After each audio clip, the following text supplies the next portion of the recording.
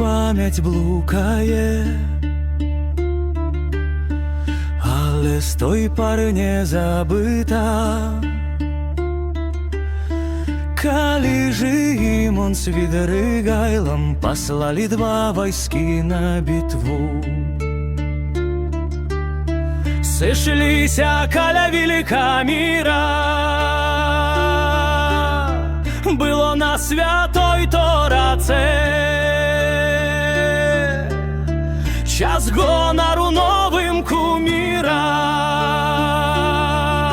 стяг проткал на дрелку руце.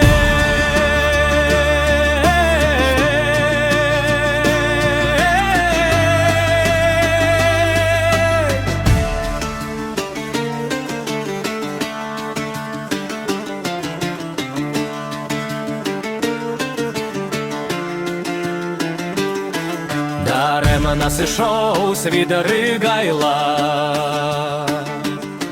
и стало болото могилой. Вось войска яго уцякае, на полі поляки усёй силой.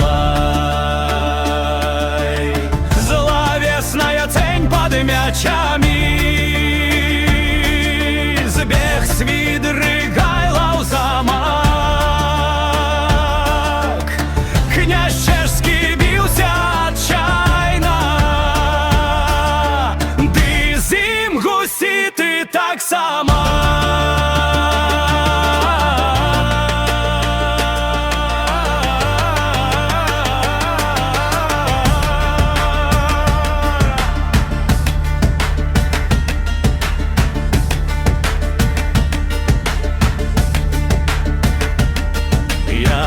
Не пазбеглі паразы,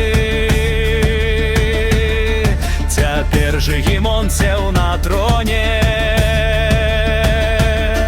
Таму Свидригайла абраза, што ён сваю страціў карону. Стагоддзя прамчаліся хутка, думкі з імі вандруюць. Старожитная дудка, ліцвінскіх мячоў ляск я чую.